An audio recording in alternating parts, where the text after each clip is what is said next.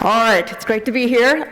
So we know that there's been a huge amount of work in the space of neural network accelerators. So the main focus of my talk today is more, rather than presenting a bunch of new designs, more about how do we evaluate and understand these different designs. And I'm hoping with these, the insights that we provide today, this will help you navigate the space in the future, because the number of papers are crazy amount. I also, before I begin, I want to acknowledge my various collaborators in this space. So this, work is not done by just myself, but it's done, in collaboration with Joel Emmer, who's a faculty member at MIT, as well as NVIDIA, and then our students, Yushin Chen, Yanan or Nelly Wu, and Yanru Yang, and then also the Google Mobile Vision team. And of course, these slides are available on our website if you want to follow along. So as I mentioned, there's been an increasing number of DNN accelerators out there, and this is primarily driven by the fact that we know that machine learning has been a rapidly growing field. Jeff Dean always says there's like 100 papers per day on ML, and we know a large segment of this is driven by deep learning itself. If we turn to more hardware architecture conference or top-tier hardware conferences, we can also see that the number of publications at these conferences on DNN accelerators are also rapidly increasing. So it's a lot of reading to catch up and understanding what's going on in the state of the art. This is in the research space. We also know that in more the industrial space, particularly with startups and also big companies like Google, there's been a lot of work in building again, dedicated hardware for AI, in this case, again, deep learning, and so there's a lot of money at stake. So really, the key thing with such a rapidly growing place of things is to really understand how do we evaluate these various different DNN accelerators out there, so we can get an insight in terms of whether their trade-offs are. And so the focus of this talk is not to, cover every single one, it's too much to cover, but discuss how do we evaluate them in terms of evaluating both the accelerators and then some algorithms or models that we use to also enable efficient processing of DNNs. And in particular, kind of just highlight what are the key metrics that we should consider and measure when we're comparing these various different designs. Okay? So that's really the focus of this talk. And so we'll start out with, the most typical thing that people quote for these type of accelerators, which is either TOPS in terms of tera operations per second. So that's talking about speed, or TOPS per watt, so they normalize by power consumption. And so typically when you read certain papers or see certain press releases, these are the types of things people quote. And what I'm trying to explain to you, hopefully in today's talk and convince you, is that there's just quoting these two numbers is really not sufficient. It doesn't provide sufficient insights to the various capabilities and trade-offs, as well as limitations of the hardwares themselves. Especially often people like to report the peak TOPS per watt or peak TOPS, which is often hard to achieve. A typical example of how you can break this is just you can, use a ring oscillator with an inverter. You can call that an op, one inversion, and then you would have very high TOPS per watt and very high TOPS. And so you can see, obviously, there's a flaw in just quoting, with this one set of numbers. And so in terms of evaluating DNNs, there's many more metrics that we should consider. Obviously, the first thing that we care about is accuracy, or the quality of the result. The reason why deep learning has really, picked off is because of the impressive accuracy that it's achieved. The other thing is throughput. Obviously, speed is important, and we would need this for applications like, analytics and cloud, where you're trying to process a high volume of data. You might also need this if you need real-time performance. So if you're talking about processing streaming video at 30 frames per second, you need to keep up with the video sequence. Another thing, though, is also latency, right? Latency is really important for interactive applications. So if you think about things like autonomous navigation or robotics, latency is very critical. And as it turns out, often latency and throughput, they get mixed together, but they're actually quite different. There are things that you would do to increase throughput, like by doing things like increase the batch size, for example, that will often help you increase the throughput. But actually, that increases latency. So they can actually be counteractive to each other. So it might often be difficult to satisfy both. Energy and power consumption are also important. So Deanna also mentioned, highlighted this in her talk. Energy is really critical for battery-operated devices that are portable, because we have limited battery capacity. And then in the data center, power consumption is really important due to heat dissipation. You can only cool off the chips by so much, and so power consumption is very critical there. Of course, what we should also factor in is the cost of the hardware itself, right? So when we're comparing, let's say, two designs, we should consider what was the cost of, building those designs, whether it be the size of the chip or the process technology, and so on. These days, DNNs are used for a wide range of tasks, and also there's a huge amount of research in this space, so there's a wide range of DNN models. So having the flexibility of your hardware to support this range of tasks and models is really important. We know that hardware development often takes quite some time, so this flexibility is a way to try and future-proof your design. And then finally, scalability is also important as well. So often what you would like is to have a design where if I increase the number of resources, my performance in terms of my ops, for example, or my efficiency should go up, right? So this is really important without having to fully redesign the system itself. So scalability is very critical itself. So let's go in a little bit more detail into each of these key metrics. So the first thing is talking about throughput and latency. So what are some typical things that people will do, particularly from the hardware design space, to increase throughput and latency? The first thing is to reduce the time per MAC, right? The time it takes to do that multiply and accumulate. This could mean reducing the critical path, basically in the hardware, increasing the clock frequency. If you have a programmable solution, you might want to reduce the instruction overhead. So you might have these large aggregate instructions, like in a SIMD, or vector-based processing where you issue just one instruction, you have multiple operations. You might want to avoid unnecessary multiplies and accumulates. This can help you save cycles. A typical place to do this is with sparsity. So if anything times 0 is going to be 0, so you can skip that operation. Another thing you might want to do is you want to increase the number of MACs that you might perform in parallel. So increase the number of what we call processing elements, or you can think of it as a core or simplified core. In order to do this, if you have a fixed amount of area, you would need to increase the area density of your PEs, which basically means reduce the area cost per PE or per MAC, or you just have to, you can scale up this parallelism, but it would increase the cost of your system. So this is something to keep in mind. But then even if you put down all of these processing elements, what's really important is the utilization of these processing elements. Are they actually kept busy? So often you might hear, oh, I have 1,000 cores or whatever, 10,000 cores in my system. That's great, that satisfies the point above, but really what we're interested in is how many of these cores are actually useful or actually doing work. In particular, what you care about is first of all, can you distribute the work to as many PEs as possible so that, the work actually reaches all, let's say, 1,000 processing elements?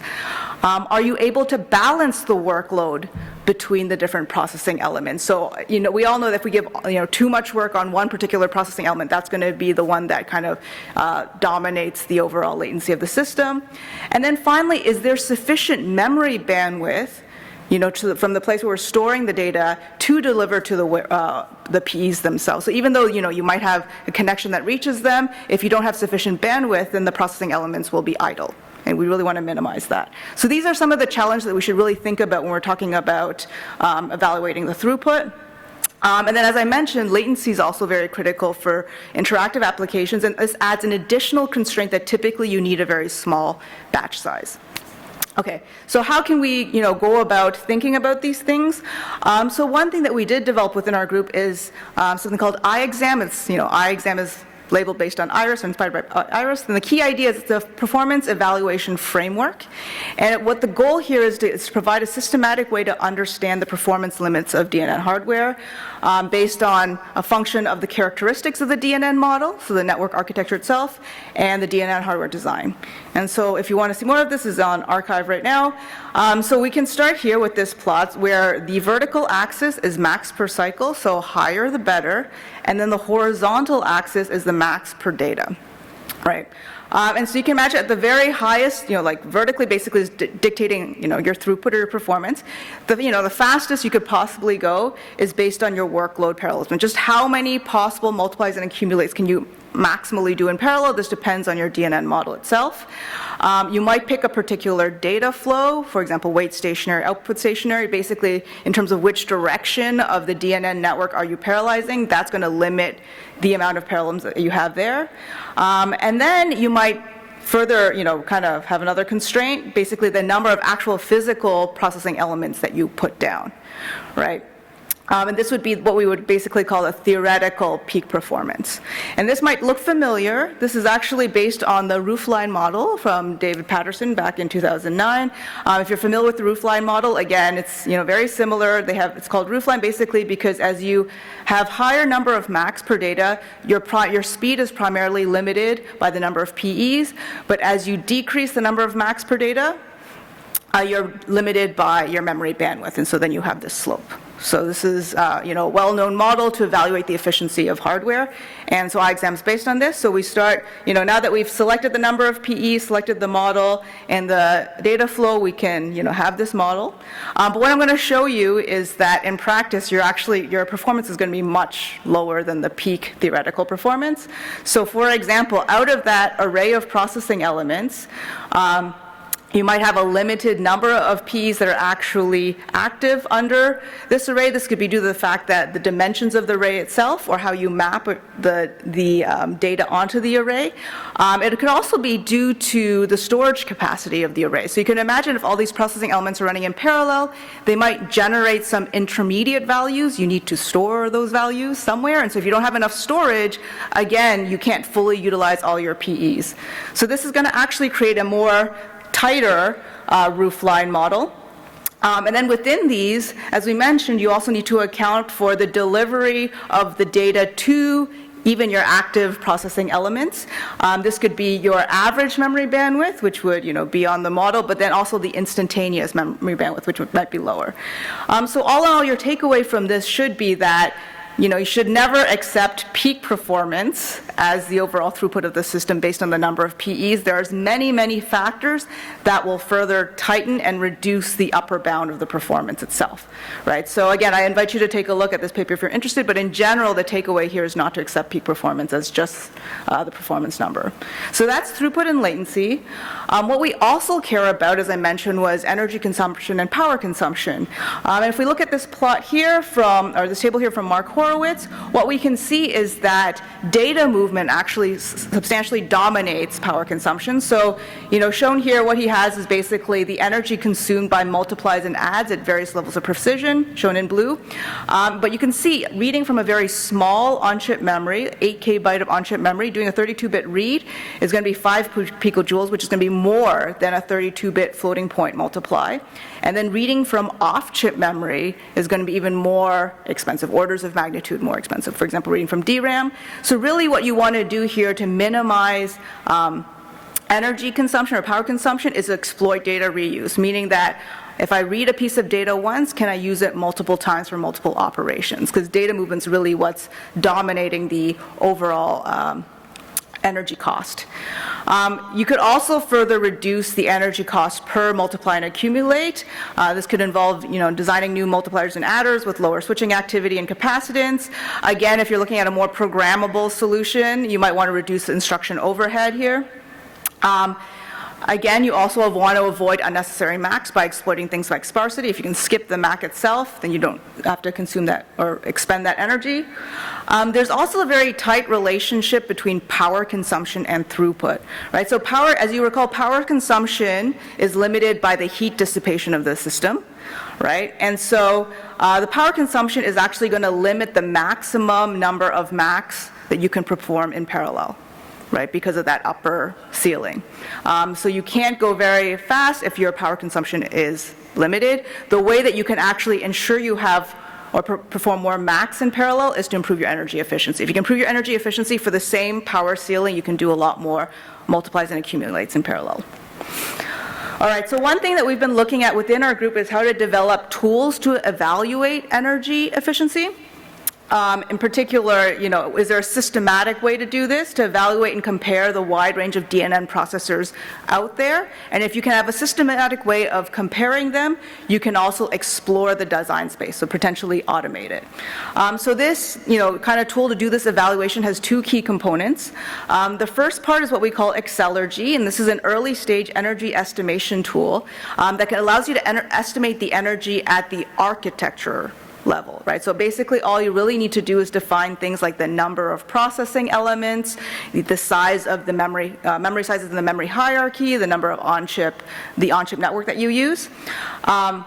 This is also very flexible infrastructure where you can actually plug in different technologies. So whether it be you're doing this at 65 nanometer process technology, 7 nanometer, or if you're doing more exotic types of devices like RRAM, memristors, or optical networks, you could also plug that in as an estimation.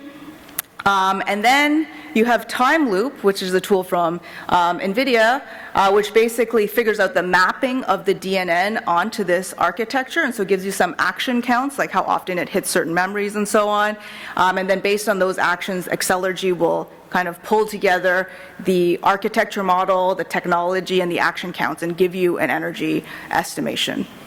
Of course, the usefulness of any estimation tool is only as good as how well it actually estimates. So we validated Accelergy on Eyeriss, which is a chip that we taped out and designed in our group a couple years ago. And then using Accelergy, we can achieve about 95% accuracy compared to post-layout simulations, right? So rather than taking it all the way to not just RTL, but post-layout simulations, by defining just at the architecture level, you can get within 95% of the accuracy. You can also get a breakdown of where the energy, so it's not just a lump of the energy estimation, but you can see where the energy is actually going within the system. At a very high level, just give you an idea of how Accelergy works. So again, you have this architecture description that you might send in. So you might describe the processing elements, the global buffer. That's the architecture description. So we call these basically the compound components. So the global buffer might consist of SRAM banks, the controllers. A processing element might consist of multipliers and adders. And then for each of these multipliers and adders, we might define what the energy cost is for a given technology based on, let's say, the width of the multiplier, and so on. And then what Accelergy will do is, given the action counts, it will lump it all together and give you some kind of energy estimation. And again, this tool is all available on the Accelergy website. One way that we really want to kind of stretch out this tool and really test it out is actually to bridge it with a lot of work that has been recently done in the space of processing in memory. So for those of you who are not familiar with processing in memory, we said, data movement is very expensive. So rather than bringing the data to the compute, why don't we bring the compute to the memory itself? And this has been a wide range of research in this area over the past few years. The idea is that you want to be able to perform the multiply and accumulate with the storage element itself. So this is often involving analog compute. You might have seen this figure before. Basically, the idea here is that if you have a memory that it's an array of memristors, for example, where the memristors are storing the value of the weights, right? So the resistance or the conductance of these memristors would be the weight itself. So G is the weight itself. You can imagine applying, let's say, a voltage to the word line of this array of memristors. That would be your input, or input activation, your feature map.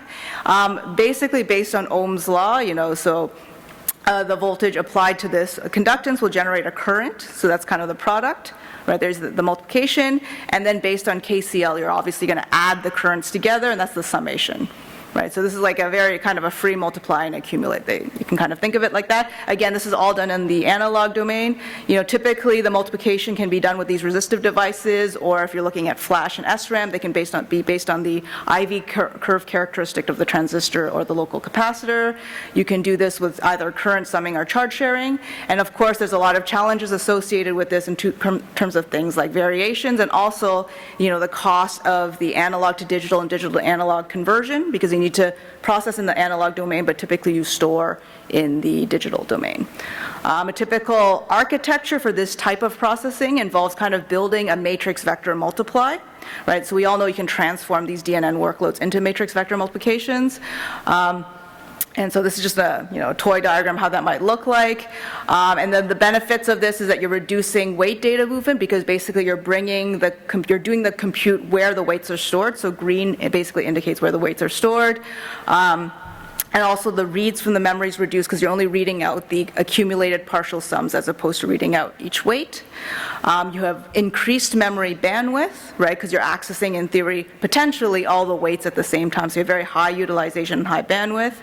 And then you have a huge amount of parallelism, because ideally these storage elements are very small in terms of area. So you have much higher area density per, as we mentioned, per PE, so you can do a lot more parallelism. Also the routing in terms of delivering data is going to be much reduced because of the reduced in length, so your capacitance also reduced. So Accelergy can be extended to actually do evaluations of these types of systems. So for example, you can extend the global buffer to include the cost of the A to Ds and D to As, or the DAC conversions.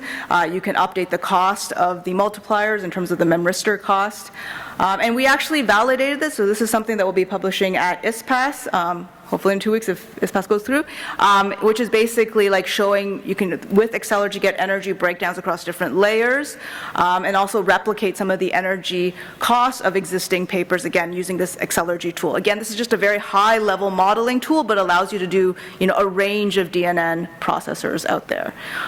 If you're interested in Accelergy, we've also been running several tutorials on this. So if you find yourself in Boston in April, we have a tutorial at ISPAS on Accelergy, and then also ISCA at the end of May. We'll also be doing a tutorial on Accelergy and time loop together, so just evaluating how to evaluate DNN accelerator designs. If you can't make it to either because of some travel restrictions, we actually ran this tutorial at Micro earlier last year, and so actually all the tutorial material is available at the tutorial website. You can run through the exercises as well. Okay, so as evaluating energy consumption, we also care about flexibility. Right, so we mentioned that flexibility is really important because of the wide range of DNNs that are being developed and the wide range of applications of DNNs. And the key challenge when you're trying to design hardware for flexibility is to reduce the overhead of supporting flexibility itself. So, in addition to first, when you read a paper, you should ask about, how flexible is this hardware, but then you should ask, what is the cost that was added in order to support this flexibility? What it means to be flexible is not just, at the very bare minimum, it should support these different DNNs, but ideally you'd want it to support these other DNNs in an efficient way. So maintain efficiency across a wide range of DNN models. And this can be challenging because different DNN models often have, let's say, different layer shapes, so the dimensions of the filters and the feature maps might be different. So this is going to affect the required amount of storage and compute and the available amount of data reuse, which we saw was very important to reduce the cost of data movement.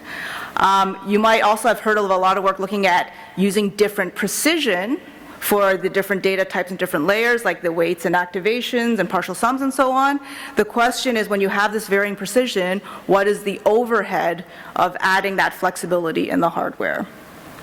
You also have works looking at exploiting sparsity, as we mentioned, anything multiplied by 0 is 0, so can you exploit that? But you also have networks that are very sparse, and you have networks that are not very sparse.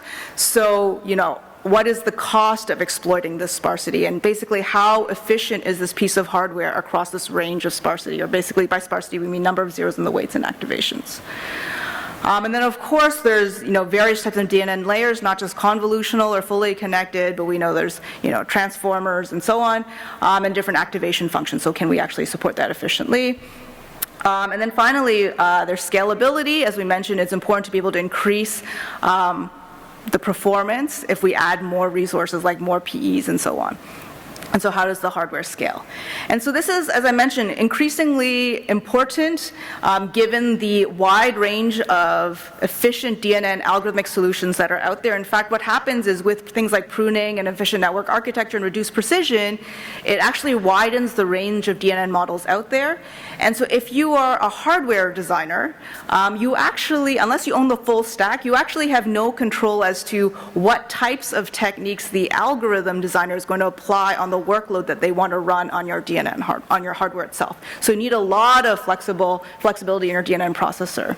And this actually, given we're at MLSys, this is actually related to one of the first papers that we submitted to MLSys, or abstracts, back in 2018, which is when we start to look at the literature in the space, we found that this was a big challenge. In particular, if you look at typical specialized DNN processors, accelerators, they often rely on certain properties of the DNN model to achieve high efficiency. So for example, you might often see an array of processing elements, and what they'll do is, because data movement is expensive, they're going to amortize the cost of reading a weight or reading an activation, right? So if you read a weight, you can reuse it across the entire array, read an activation, reuse it across the array. The problem is the amount of reuse that you can achieve really depends on the number of channels and the feature map and batch size of the DNN model itself. So shown here are two examples. If you do spatial accumulation, your reuse depends on the number of output channels and the number of input channels. If you use temporal accumulation, which is like basically output stationary, you depend on number of output channels and then the feature map or batch size for your reuse. And this is not going to be efficient when we start thinking of all DNN models, in particular these efficient network architectures that people have been building. So for example, in MobileNet, we typically use depth-wise layers. Depth-wise layers only has one input channel, so the reuse dimension in the input channel is going to be substantially reduced. And as a result, your utilization of your array is also going to be reduced. Some solutions to this potentially are things like you need a much more flexible data flow, so you can't just do wait stationary or output stationary. For spatial and temporal reuse, you might need to do things like row stationary that allows you to be more flexible in terms of how you're moving the data around within your array. You'd also need a much more flexible on-chip network to deliver the data for the varying amounts of reuse. So shown here is a spectrum of, the kind of reuse and bandwidth of different NOCs. At the very most side, you have basically NOC architecture that's using broadcast, meaning you read once from the global buffer and you reuse it multiple times across the array. So it's very similar to what we're doing here. I'm speaking once and I'm broadcasting to all of you. This is fantastic in cases where you have a lot of reuse available. So for those very large DNNs that have a lot of reuse, you can have high energy efficiency and high array utilization.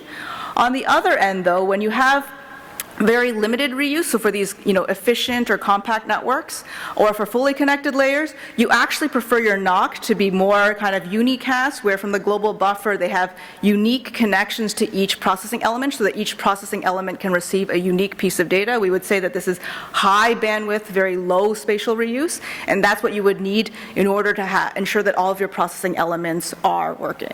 Right, or running or have high utilization. So obviously this is very challenging to span this range. One solution would be what we call an all-to-all on-chip network, so everything's connected to everything, but that's not very expensive and not scalable. One potential solution to this is looking at what we call a hierarchical mesh. So you can break your network on chip into two tiers. At the very lowest level, you have an all-to-all connection, and these are just small islands of all-to-all connection. And at the next level above, you would use a mesh connection, which is very scalable, right?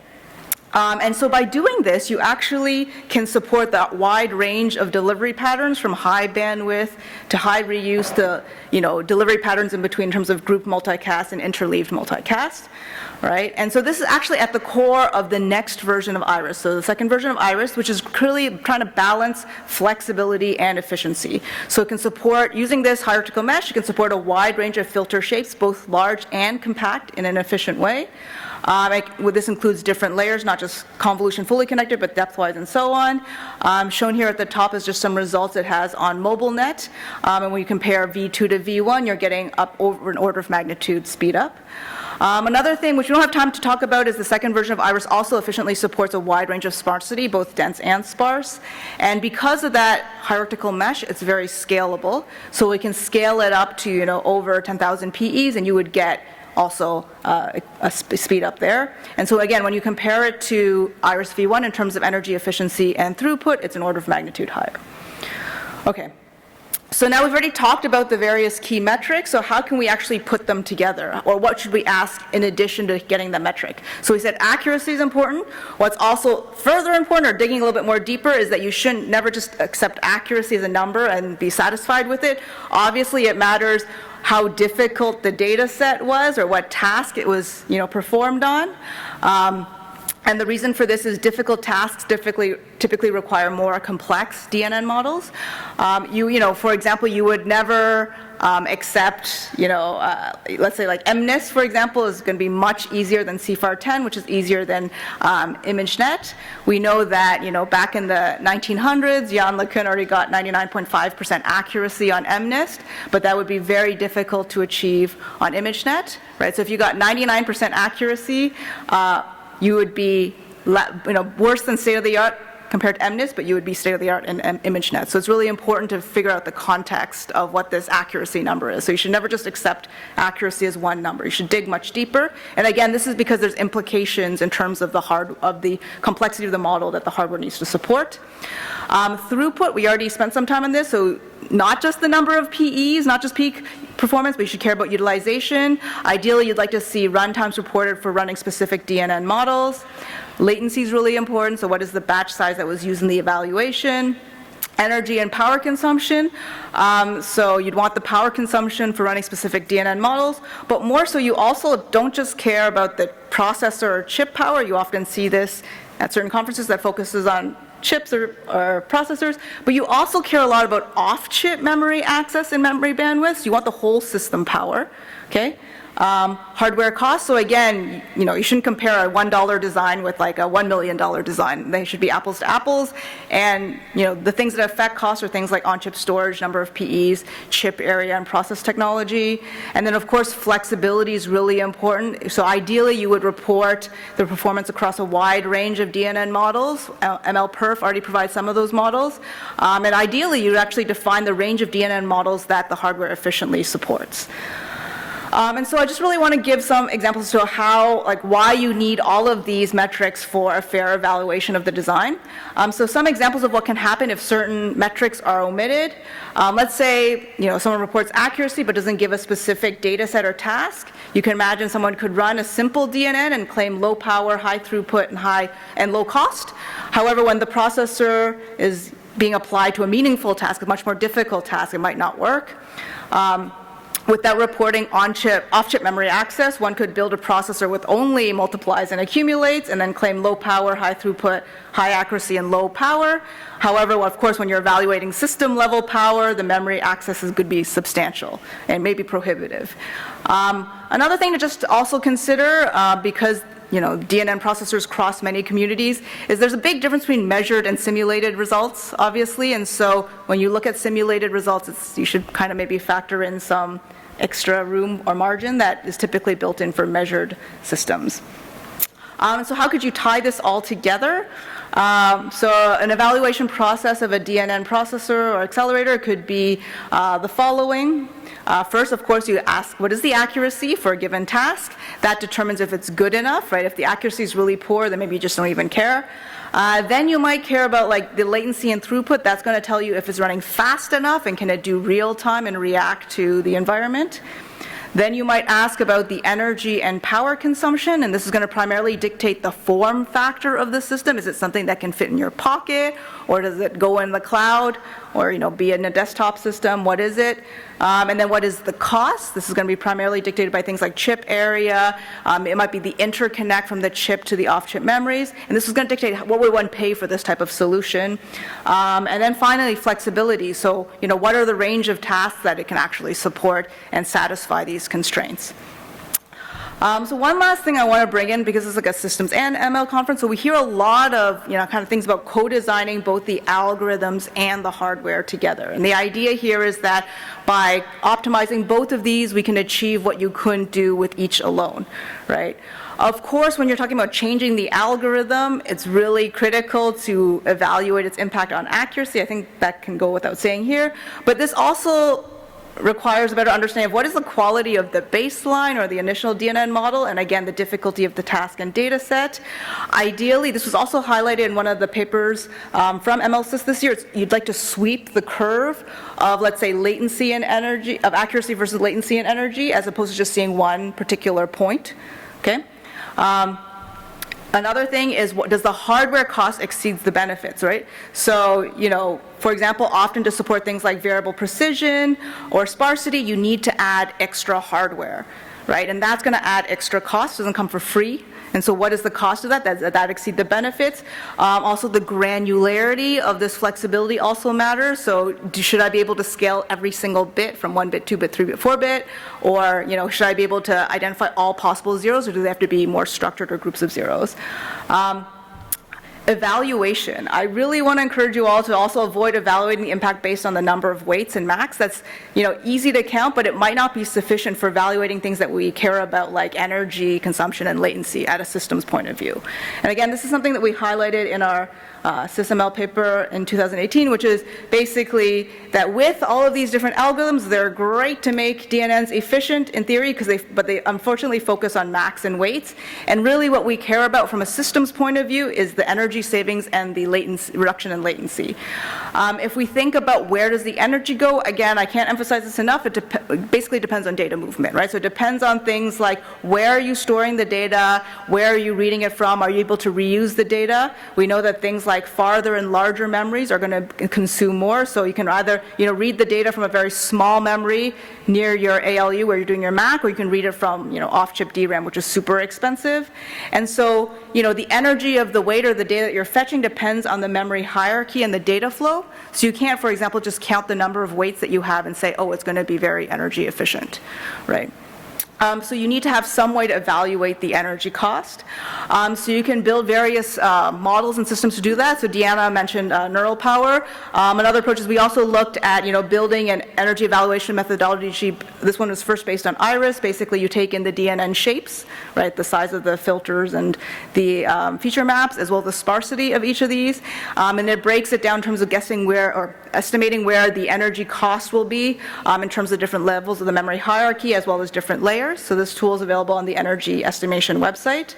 And when we look at, the output of the system, it's of no surprise that, for instance, the number of weights alone is not a good metric of energy consumption. The energy consumption actually is dictated by all the data movement of all data types, not just weights, but also things like feature maps, inputs and outputs, and computation itself, right? So again, this is just re-emphasizing you can't just count the number of weights and be like, oh, it's energy efficient. So once you have a sense of the energy, the next question is how can you incorporate it into the design of your DNN? So one approach that we tried to take was incorporating into the task of pruning. So historically, what you would do for pruning is that you remove weights based on the magnitude of the weight itself. So this is a plot showing the normalized energy consumption for AlexNet at the same accuracy. And you can see if you remove small weights, which is the typical approach for magnitude-based pruning, you can actually half the energy. But if you think about, like we said, the magnitude actually has nothing to do with the energy consumption. Actually, what you ideally like to do is remove weights that consume a lot of energy. And so one way to do this is just one example, is that you could, for example, sort the layers of your neural net in terms of the energy consumption, and then prune the high energy layers first, because we know that the more weights you remove, the lower the accuracy will be. And this actually allows you to reduce the energy consumption by 3.7x or 1.67x more than magnitude-based pruning. Right, so this is the energy-aware pruning. The models are all available online, but the key message here, the high-level message is, if you care about energy, then you should directly target energy in the design of your neural net, as opposed to a proxy of like weights or magnitude and so on. You can see a similar trend in latency. So this is a plot that's actually from the Google Mobile Vision team. On the x-axis, they're showing the number of max, and on the y-axis, they're showing latency. And what they show is for the same number of max, you can get a 2x swing in terms of latency. And for the same latency, you can have a 3x swing in terms of number of max. And this has a lot to do with things like the compiler and fully utilizing the array. So some shapes map better to the array versus other. And so as a result of this, maybe using max to drive your network design is not a good metric. So together with Google's Mobile Vision team, we developed this approach called NetAdapt, which basically allows you to design the DNN with the hardware in loop, or automatically adapt your DNN for a given platform itself. So for them, they don't want an energy model, they just want to plug in, a new, whatever mobile phone, and then adapt your network for that, make this whole thing automated. So you can think of this as a form of NAS. And then to drive the design, rather than modeling things like energy and latency, we actually take empirical measurements from that particular platform to drive the design. So you might start out with, you have NetAdapt, which takes in a pre-trained network, and you have a budget in terms of energy and latency. It generates a bunch of proposals. I'll talk about that next. And then it gets empirical measurements from that platform, and then feeds it back to NetAdapt, and then it's like an iterative process. And this code is all available on the NetAdapt website. The key thing that makes this stand out is it requires very few hyperparameters to tune, which makes it easy to use. In very general, basically you start out with, the way that you can view is rather than saying this is like my typical budget, the NetAdapt approach basically cuts up your budget into smaller budgets, so it's kind of gradually tightening your energy or latency budgets. And the benefit of this is that by gradually doing this tightening, you can generate multiple, kind of a family of networks that comes out. And also guarantees that you will satisfy because it's monotonically decreasing. And again, it has very few additional parameters, one of which is just how much do you tighten your budget by for each iteration. As an example, this is just kind of walking us through, let's say you started out with the pre-trained network that has a latency of 100 milliseconds and you want 80 milliseconds. You could imagine generating a bunch of proposals where basically each layer you reduce the number of channels until you hit that 80 milliseconds. You see which one has the highest accuracy, you retain that, and then use that, for the beginning of your next iteration itself. So it's quite simple. And then just the benefits of this, if you look at latency in your x-axis and accuracy in your y-axis, upper to the left is better. And you can see NetAdapt here shown in red. First, you can see that the whole family of networks that we generate. And when you compare it to handcrafted design-based approaches, you're getting 1.7x faster at approximately the same or slightly higher accuracy. This is what we call hardware in the loop. And I should say that this is for the smallest mobile net. So, we really want to try, could you make even an efficient network more efficient? So this is one example of hardware in the loop. Another case is actually, again, going back to the processing and memory accelerators, which has generated a lot of interest over the past few years. Some of the challenges in this space include things like dealing with non-idealities of the analog circuits. Sometimes people propose things like on-chip training or training per chip, but that's going to be very expensive. They often require smaller or lower bit widths, right? So this is either you have to do reduced precision, which is going to sacrifice accuracy, or you're going to have to replicate multiple storage elements or do bit serial, so that's going to pay off, going to cost you in terms of area or speed. And again, what actually dominates in a lot of these systems is data movement once again. And in particular now, you have to go through an A to D or an D to A. That's going to be super expensive to go in and out of the array. And to amortize that cost of the ADC or the DAC, you often need a huge array, a very large array to amortize that cost. And that's also going to be an issue. That's going to try to use that to maximize your reuse. And so when you start thinking about that, the properties of these processing memory accelerators actually can be quite different from traditional digital accelerators.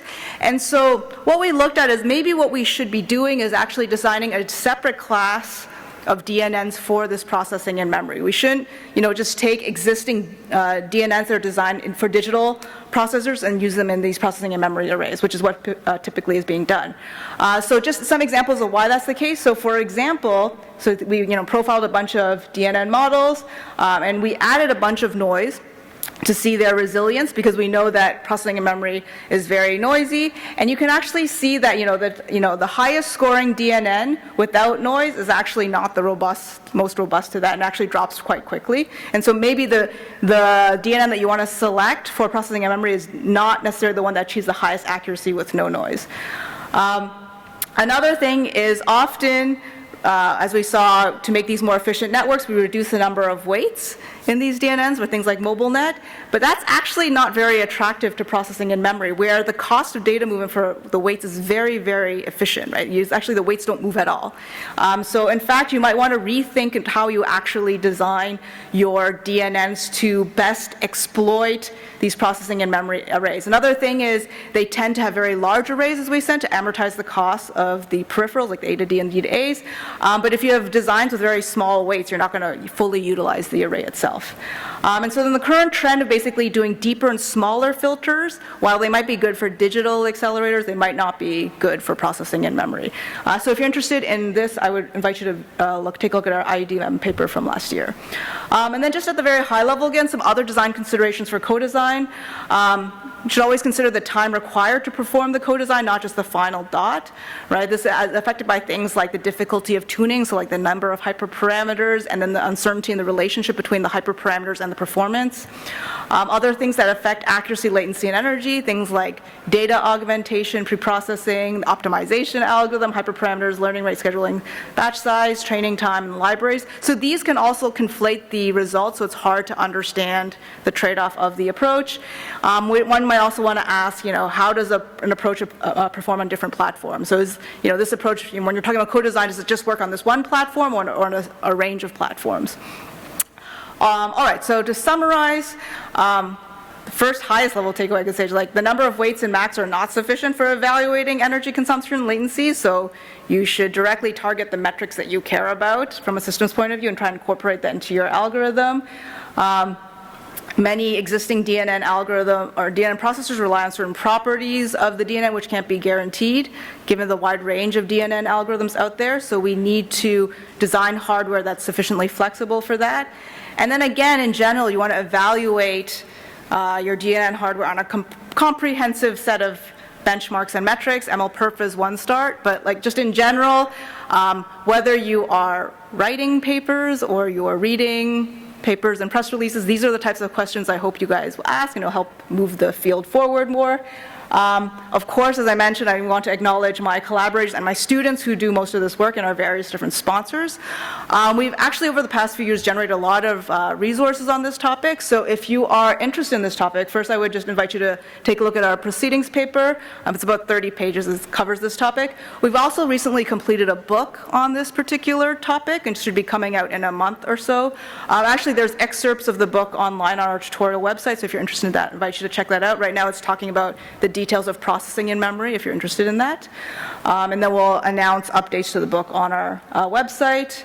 If you're more interested in industry and interested in courses on this, so we teach a residential course at MIT on this, and then we shortened it up into a two-day course for industry folks that we teach on MIT campus. So if you are interested in this, I invite you to check this out as well. And then finally, we've done a lot of tutorials on this topic on this is 45 minutes. We've done 2-hour tutorials and on this as well as other topics in our research group, like things like robotics and stuff like that. So if you're interested in this area, I invite you to check out our tutorial website and our YouTube channel. With that, thank you very much. I conclude my talk.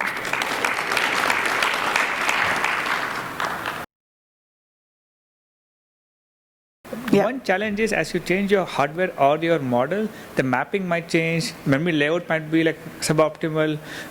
How do those kind of things be factored into a model like this?